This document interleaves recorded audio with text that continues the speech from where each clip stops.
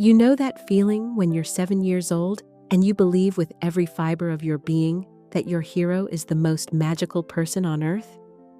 Well, I held on to that feeling for 43 years. And then, on a rainy Tuesday in Chicago, I discovered that sometimes reality can be even more beautiful than our childhood dreams. I was standing in line at a small bookstore, clutching a worn copy of Bridge to Terabithia, the same book that had saved me during the loneliest year of my childhood. My hands were actually shaking, because there she was, just 20 feet away, Katherine Paterson, the author who had unknowingly been my companion through my parents' divorce, through moving to a new town where I knew no one, through all those nights when I felt invisible and forgotten. I was 50 years old, a grandmother myself, and yet I felt like that scared little girl again. The one who had read Bridge to Terabithia 17 times because Jess and Leslie felt more real to me than most of the people in my actual life. The one who had written letters to Katherine Paterson that I never had the courage to send, pouring out my heart about how her words had made me feel less alone in the world. As the line moved forward, my heart hammered against my ribs. What would I say? How do you thank someone for literally saving your childhood? I watched her interact with other readers. She was smaller than I'd imagined, with silver hair and kind eyes behind wire-rimmed glasses. She listened intently to each person, really listened, as if their words mattered deeply to her. When it was finally my turn, I stepped forward and opened my mouth, but nothing came out. She looked up at me with such warmth, and I just started crying. Not delicate tears, ugly, shoulder-shaking sobs that I couldn't control. I was mortified. Here I was, a grown woman, falling apart in front of my childhood hero. But Katherine Paterson did something extraordinary.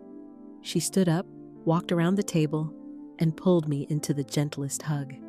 She didn't ask what was wrong or try to rush me through my moment. She just held me while I cried 43 years' worth of gratitude into her shoulder.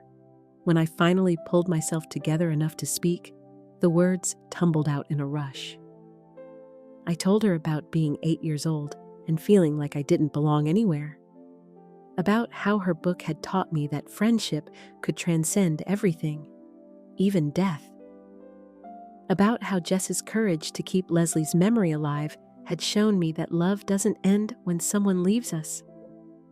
I told her about my own daughter, who had struggled with depression as a teenager, and how I'd given her that same worn copy of Bridge to Terabithia. How we'd talked about Leslie's creativity and fearlessness, and how sometimes the people who touch our lives most deeply are the ones who teach us to be brave.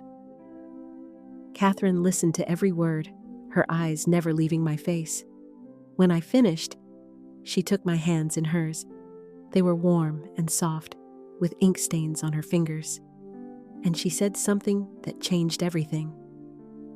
"You know," she said, "I wrote that book during one of the darkest periods of my life.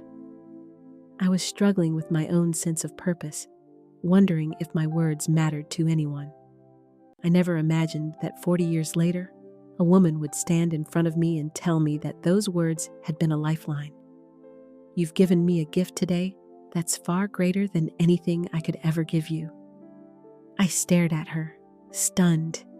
Here was this woman I'd idolized, telling me that my story mattered to her, that my experience had meaning beyond just my own life. She signed my book, but instead of just her name, she wrote, "For the little girl who found courage in Terabithia, and the woman who found the courage to share her story. Keep building bridges. Katherine." As I walked out of that bookstore, something fundamental had shifted inside me. For decades, I'd carried this story as something private, something that belonged only to me. But Katherine Paterson had shown me that our stories, the ones about how we survive, how we find hope, how we connect with each other across time and space through words, these stories are meant to be shared. That encounter happened 3 years ago, and it changed the trajectory of my life. I started volunteering at the local library, reading to children who reminded me of my younger self. I began writing again, something I'd abandoned after college. I reached out to old friends I'd lost touch with, sharing memories and rebuilding connections I thought were gone forever. Most importantly, I learned that heroes aren't just the people we admire from afar. Sometimes, we become heroes in someone else's story simply by being brave enough to show up authentically, to share our truth, to let ourselves be seen. If you're watching this and thinking about someone who changed your life, whether it's an author, a teacher, a neighbor, or a stranger who showed you kindness when you needed it most, I want you to know that it's never too late to say thank you. It's never too late to let someone know that they mattered. And if you're someone who's wondering whether your own story has value, whether your struggles and triumphs could possibly matter to anyone else, please know this. Somewhere out there is someone who needs to hear exactly what you've been through. Your story might be the bridge that helps them cross from despair to hope. We're all building bridges every single day with our words, our actions, our willingness to be vulnerable and real. And sometimes, if we're very lucky, we get to meet the people who helped us build our very first bridge to a bigger, braver world.